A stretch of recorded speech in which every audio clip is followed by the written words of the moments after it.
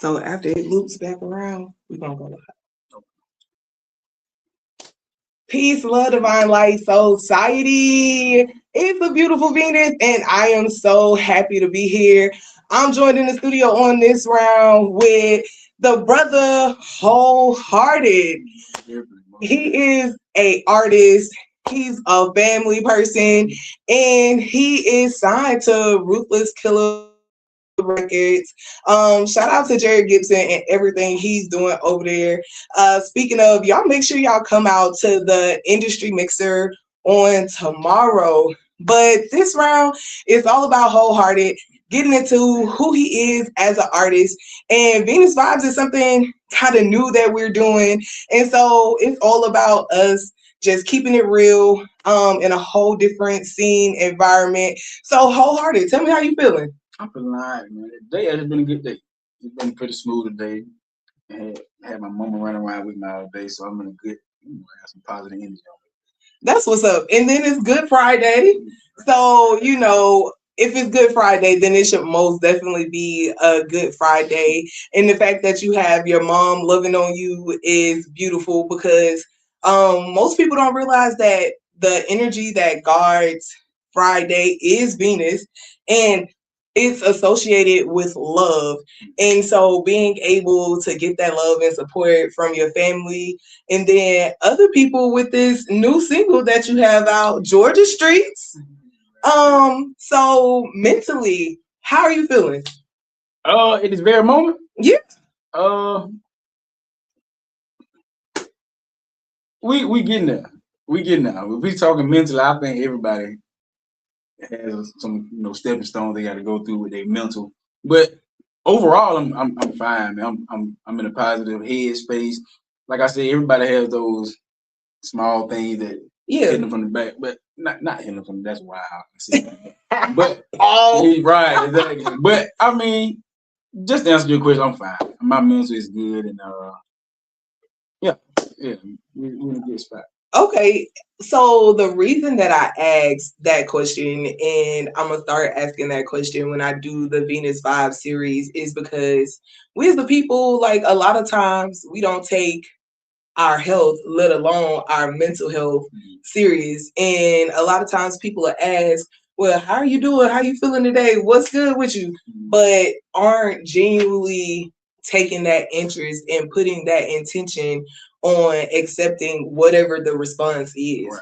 And sometimes we'll even code it to try and fit whatever we want them to think we're feeling, you know what I'm saying, as opposed to what we're actually feeling. So I appreciate you, sharing that.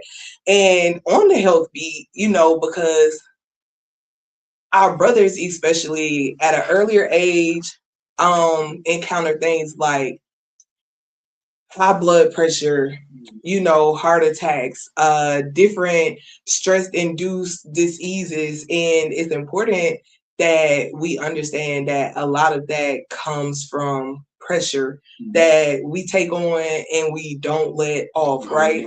And so when thinking about your mental health, physical health, and being a Black man, because it's a stigma around Black men in healthcare, and how much interest they actually take into their own health.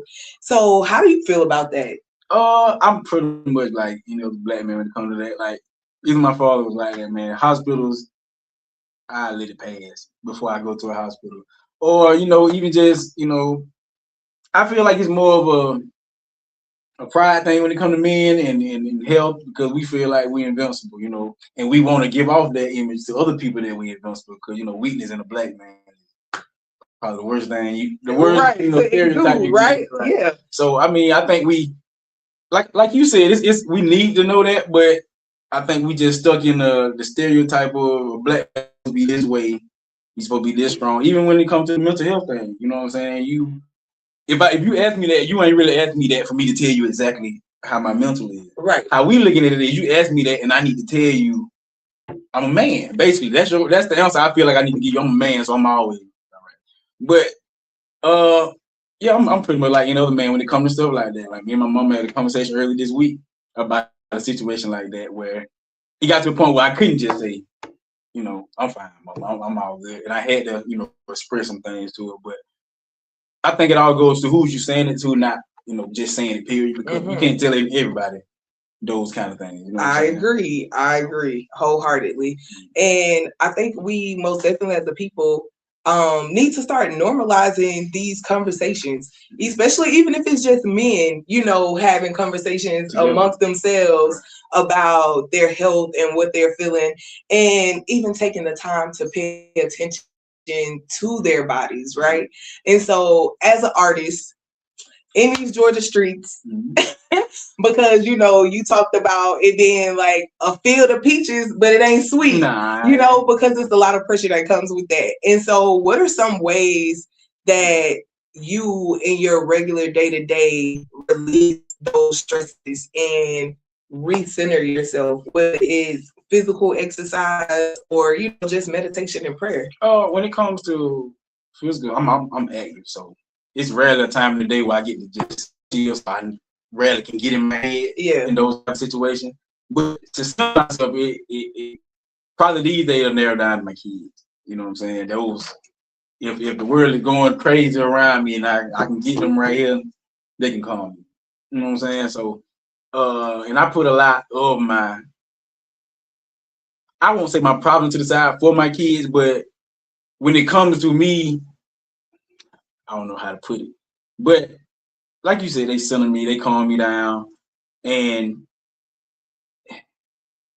because now we're gonna get back into the conversation my mama had. But yeah, I say my kids, man, my kids, they do it for me.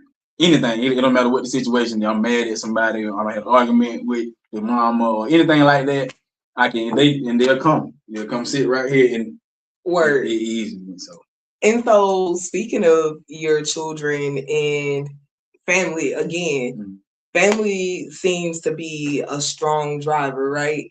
And I've known you and didn't realize I've known you since you were younger. And, your mom's always been there. Your dad's always been there, even when it comes to you and your siblings and having a loving, healthy relationship, you know what I'm saying, and being able to overcome certain obstacles and challenges. Musically, what has that support system looked like, or how has it shifted over time? It's never had to shift when it comes to family. I'm seeing a lot more now from the outside, a lot more support from the outside. But when it comes to musically, even before music, it didn't matter what I did. My family, they right behind me. So I didn't expect it to be any different when it came to music. It just surprised them more than they didn't see me doing this. So the fact that they still supported it when they knew that I had a bright, future going another direction is special to me, because they could have easily been like, man, he trying to do something, a lot of people doing. But yeah, that support I get from them is 100% why I'm still doing it now, even after my father passed in 2020. So when he passed, at that point he was, my biggest fan at that point. So when he passed, he told me not to stop doing it, and them getting behind me how they did, man, it just pushed me to a whole nother level. So let's talk about it. What were you doing before, and what was that moment of realization that music was what you were passionate about and you were gonna take it full speed ahead? I'm always been sports, man. 24/7. I was a sports guy. So, and it's still like that now. I still do it. Like I said, I'm still active. But like I tell everybody, the music just was sprung on me. Like in school, I always did like poetry, and I love to write, I love to read. So it was never like off the wall. But I got through in the music as a joke from season. I went to the studio with him, and my friends thought it'll be funny to, well, let's see what he sound like on the song. I think it backfired on. That's real. So now how that came about. Be careful what you ask for. You never know what you're gonna get. You feel me? And so that's love. And the fact that there are so many talented artists, right? that don't just come out of Albany, but all around the globe. Mm-hmm. So stepping into that lane when it comes to music, what has helped to keep you grounded and motivated, knowing that there are so many other artists and people like to say so much competition, right? But ultimately you're your own competition. And so what keeps you focused in this lane when it's so many other people that you're battling for ears? You know what I'm saying? People would say that. I never look at it like I'm battling other people because no one else can do what I do, how I do it, in this way that I do it.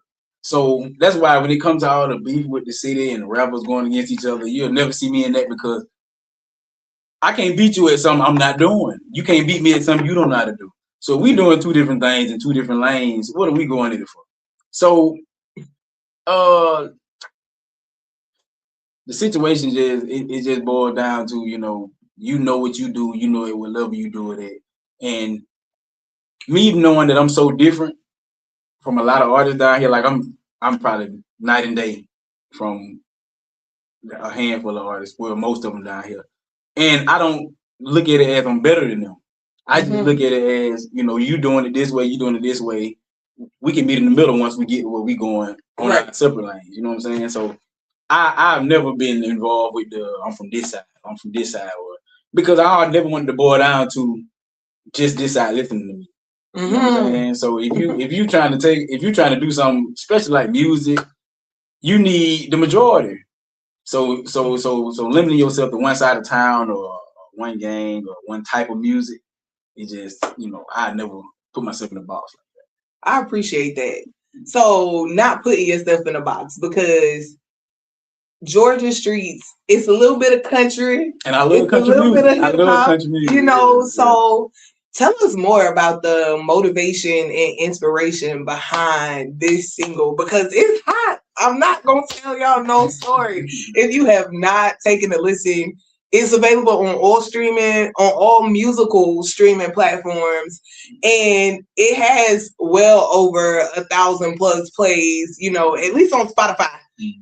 From what I can see, and the YouTube plays are definitely going up too. So tell us about that motivation and inspiration. Like I said, I'm a big fan of country music, and I started off just rapping, so that goes back to us trying to when in this kind of business you got to find a way to separate yourself from everybody else. So with me just listening to country music 24/7, I'm already rapping. I feel like let's try to combine it. So shout out to DNA.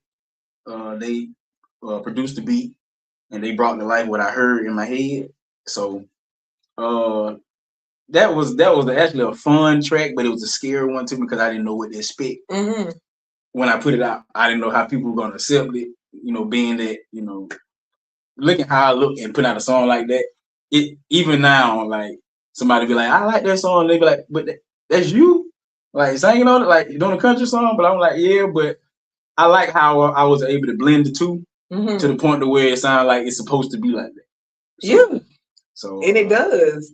So before we go any further, let's get into the lyrics a little bit because the hook, the chords, it most definitely catches you even before you get into the verses. I built this on dying ground, until I came and poured some water on it. Until I brought water, made it green. Okay, so tell us a little bit about that part. That really goes. Because this has a lot.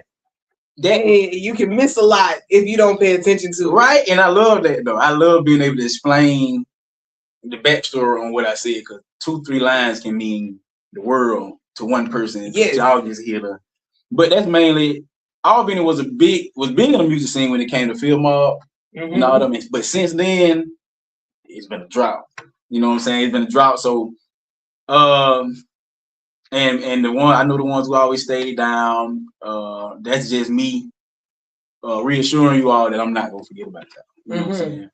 I built it on dying ground. It was dry and brown. That's me bringing something new and putting it down, and hopefully that'll bring the city back to where it was when the Field Mob doing it. You know what I'm saying? So it just looks. But I want you to take what you take out of that. I don't want you to just take what I just Yeah, said. I want you to hear it and take away. No, because even outside of the music, right? Mm-hmm. This city has been a mecca and a hub for so much greatness that has blossomed and flourished out of it. Even when we think about the role it played during the civil rights era and Dr. King coming and actually learning strategy here that he took, to expand the civil rights movement in other places like Birmingham and Montgomery, Albany was that place, even for Atlanta to blossom and bloom like it has. And then, musically, even outside of music, artistically, when we talk about visual artists, the artists that have come out of this city, the politicians, and you know what I'm saying? Like Albany has been the birthplace to a whole lot of greatness. And for a long time, it has for real felt like a drought. It's been real. It does. A heavy cloud. You think of Albany, you think of murder. You think of deaths. You know what I'm saying? So not too much good. Right. You can put a positive light on it anyway you can. I'm all for it. But it's like with anything else, in order for it to grow, you have to nurture it. You have to speak, breathe, give life back to it. And water is definitely a source of life. You know what I'm saying? And thinking about the springtime that we're in right now, it's that whole season of rebirth, rejuvenation, regeneration. And so it's a lot to be said there. Even thinking about the people that was here, not here for whatever reason, it's a lot. Thinking about this being a field of peaches, but if y'all been eating them Georgia peaches lately, they ain't even been sweet, bro. I don't know where they get them peaches from, and we can apply that to actual produce and what's being grown and harvested in the flesh, as well as like spiritually, when we think about our people struggling and we thinking about these utilities and we thinking about like it can apply to a whole lot that happens, not just in my life, but in our community. And it real life speaks to not just Albany streets, but Georgia streets, and they say if you can make it out of Albany, you can make it anywhere. And I believe that, in Georgia streets, it's kind of like, it put me in the mind of, and you brought up Field Mob, and we have Ray Charles, with the Georgia anthem, and then they did the remix, and this is like, hold on, wait a minute. We got a whole new vibe to crank these streets in to motivate the people when you think about Georgia. So yeah. And that's the angle. Like it came off as an anthem to me at first. And it was, inspired by those two previous songs. So man, he says, I had fun with that one. And like I said, anything I can do, and I heard you just say make it out of Albany, and it's not how you said it, just I hate that statement. Yeah. I'm trying to make it out of Albany because if you can make it in Albany. But make it in Albany, but I would rather, I wouldn't call it making out of Albany. I'd call it going out and getting it and bringing it back to Albany. You know what I'm saying? Because that's the missing piece, right? Right, exactly. It like everybody says, they take one. At this point, it'll take one person. With all the artists we got down here, you just need one person to do something. Now the eyes here, now you got somebody looking at him and him and him and him. But that all stemmed from the water that was, the ground that was watered by this one person. So, I mean, I know I'm a positive person. Now it sounds like I'm preaching by that. Preaching, and that's all I heard. So, how I'm talking is just, that's just how I am. we ask for nothing more than for you to be yourself, right. And taking a little pause, so you don't feel too preachy. Going back to something you said earlier about, and this is going to be our cultural post check, all right, where we actually check in with what's happening in the culture, when we look at the media and the news and get your viewing perspective a little bit.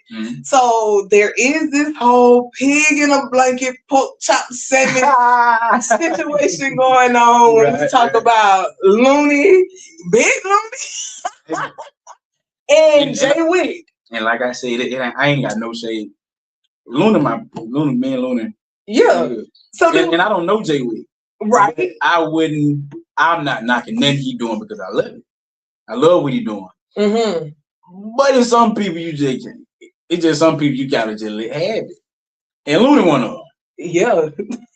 When you got somebody that smart and can put words together how like you do lyrical it. genius. Yeah, that you gotta let him have it.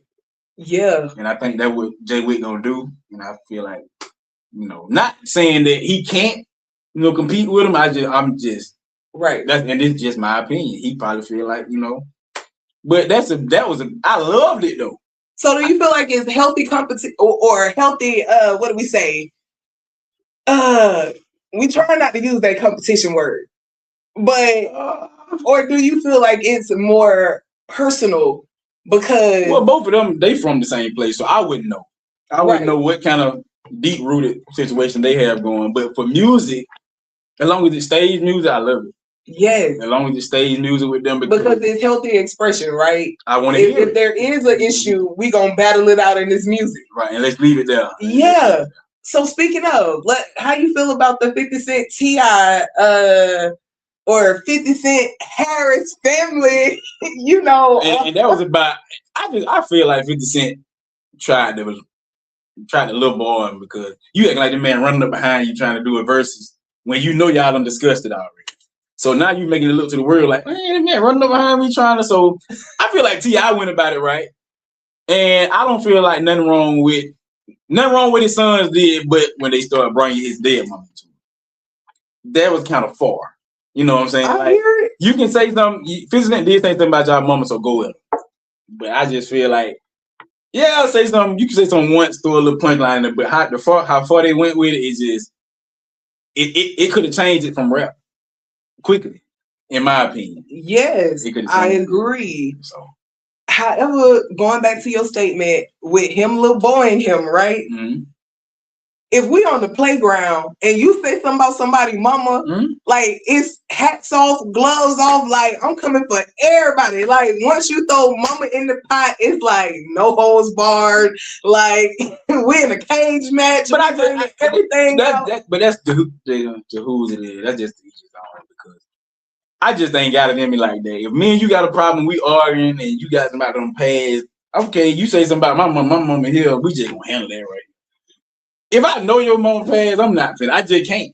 Can't put that. And that's me playing devil's advocate because it's like I understand though, because some people be mad and they just saying anything, but I just feel like that was too far for them. I love the music they did. Like the music is amazing. Yeah. And if it was something that caused all of them to really get in their bags lyrically and musically, like, hey, they got in there. Yeah, and I actually like the Money's. I love the Money music. Miss Jack. I love the music, period. And it was very intentional in everything that he said, and it wasn't so much like I'm throwing shots at your mama. But let me talk to your mama about you real quick. Right. I ain't beating you on the head. Yeah. Because clearly, you need to have a talk with your mama so we can figure out what's wrong with you, young man. What's going on? You know what I'm saying? Like, we gonna talk to the ancestors, like beyond the grave right now, and I appreciate. But he did the classic way. I like how he did. Yeah, it was just the other way. King of a hot head though. So, but the Money that's the Tip versus T.I. Yeah, that's two different. That's Tip and T.I. Them two different. They night and day. What they calling them, Huey and Riley in real time? That's definitely what it is. Word. Okay, so one last culture pulse check in. Gucci in the whole Pooh-Shiesty situation, it's just odd. It's really doesn't make we don't know enough. Right, that part. That's the only but the world don't know everything. We don't. So we get what they give us. We can't take Gucci side because it got to be something in that middle. That Gucci just ain't get up in the side like, oh, this is what we doing today. I understand the contract thing, but it's still something else. It's still right because what is in that contract? They got him to that point. Yeah, you feel me? But I feel like Pooh-Shiesty ain't really making that money. Even with the FDO song, when he got out and made an FDO song, he made Gucci Mane a whole bunch of money. Gucci Mane probably ain't give him with 100,000. But and Gucci Mane owned his whole catalog, so while he was in jail, he wasn't making no money. money was going to Gucci Man. So I'm a Gucci Man. I ain't trying to let you out of the contract either. You feel me? You my money maker. But because that's really all he got right now going. Like that's it. That's the only person. So it was kind of hard because Gucci Man think about his way of life.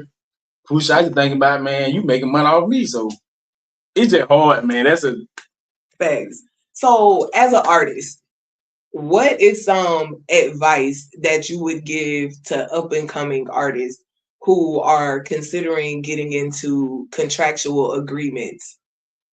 Maybe something that you didn't know, beforehand that you learned and gained more experience on now to help them better navigate.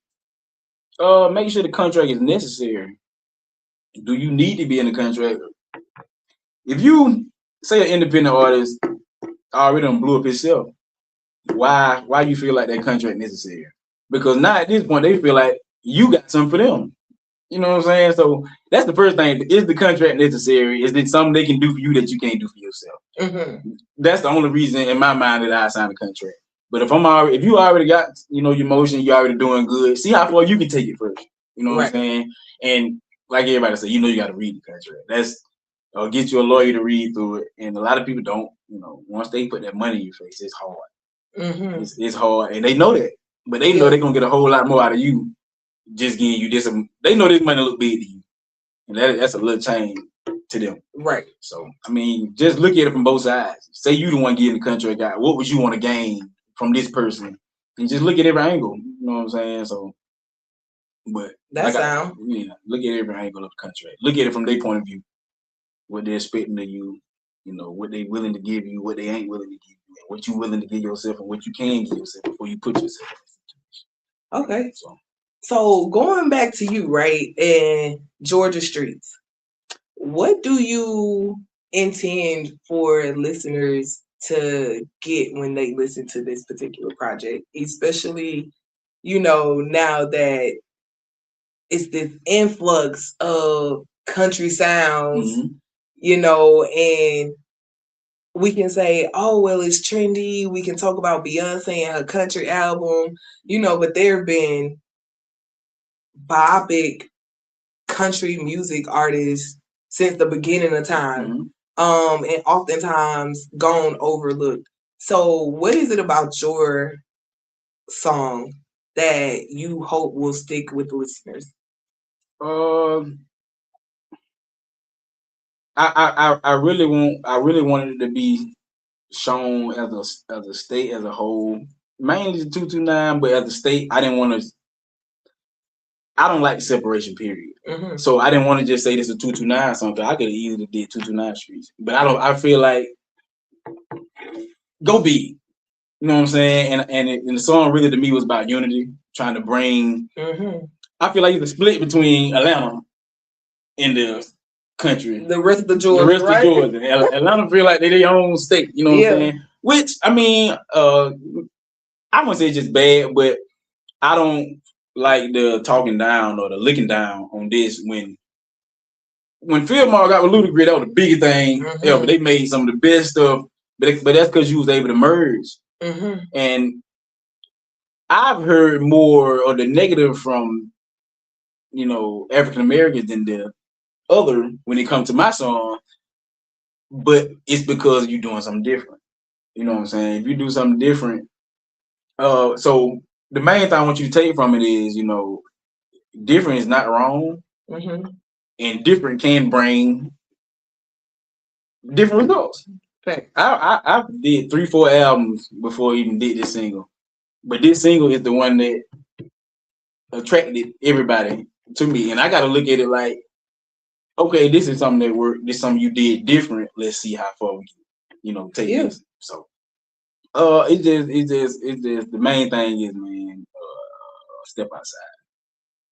You can step outside, man. You never know what you find.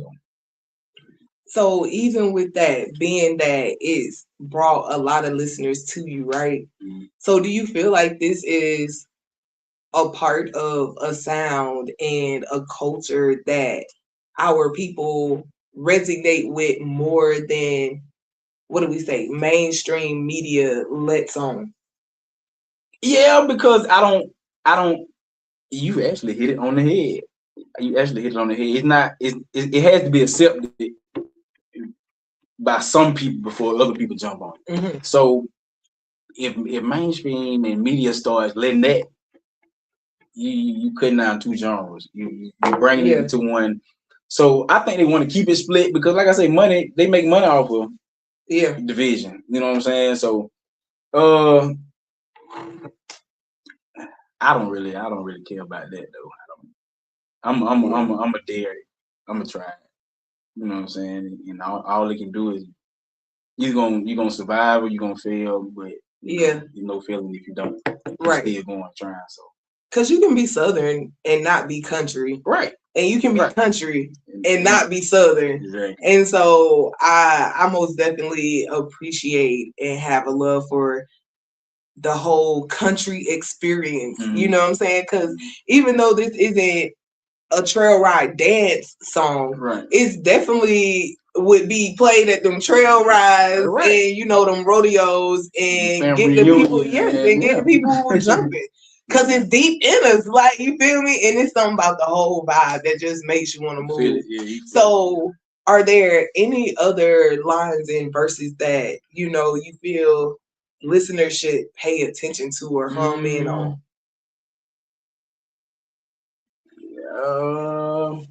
Basically just the or your favorite lines out of the city. They think because we ain't from the city, we ain't really getting it. Tell them, listen, you're stepping outside of our door to some acres and chicken. So basically, that's our money. Down there we probably ain't got all the big business stuff y'all got, but they making money down here too. It just don't look like your money. It's land. It's livestock. Yes. You know what I'm saying? Stuff like that. So, cause how you gonna eat if we ain't right? We got food getting up there. Come on, but yeah, man. But like I said, it's never about trying to divide. It's just trying to show you all the similarities and show you how strong it'll be if you can put it together. Yes, I appreciate that. And for that being your intention and vision behind that particular project. So, what can we look forward to in the future from you? Like I said, we're gonna stay this course, and I actually gotta, after we did, like, Georgia Streets is going crazy. Like, it's hard to get away from it. You know what I'm saying? We're not trying to. Yeah, but because you can put it on replay, literally, and listen to it a couple times and not get tired of it. And I appreciate those type of songs that I can put on repeat, and it's like, oh, did I just listen to it? It is like still a whole vibe because you hear something, and well, at least me, I've heard something different every time I listen to it. So yeah. Yeah. And Jerry always told me, your follow up is way more important than a hit single. So we actually in the process now of making sure this follow up track be just as hot. Be just as, you know what I'm saying? So, if not hotter. And it's some surprises on there. It's some surprises on there, and y'all get that soon. So tell the people how to follow you and stay up on what's coming from WholeHearted. On Facebook it's WholeHearted. WholeHearted just like that on Facebook. Instagram is _hearted3. Ruthless Killer Records page is always on there. Jerry and the team they gonna make sure that page stay informed. And musically, man, you look at my page, Kevin Williams III, you know what I'm saying? It ain't no different. WholeHearted ain't no different from Kevin. I promise you. Be the same person. So what you get from WholeHearted, you're gonna get that from Kevin. So yeah. Okay. All right. Ladies and gentlemen, this has been a dose of Venus vibes. Before we get out of here, any last words of motivation and inspiration for the people? I think I gave him it all. Okay. I gave him it all. So. Well, we're going to close us out with a quick affirmation. All right. I move with intention. I protect my energy and I stay aligned with what's meant for me. I move with intention. I protect my energy, and I stay aligned with what's meant for me. Y'all stay tuned. Tuesday, we'll be back not same time, 6 p.m. Eastern Standard Time. We have Frederica coming through to talk about partnership for purpose, peace, love, divine light. We out.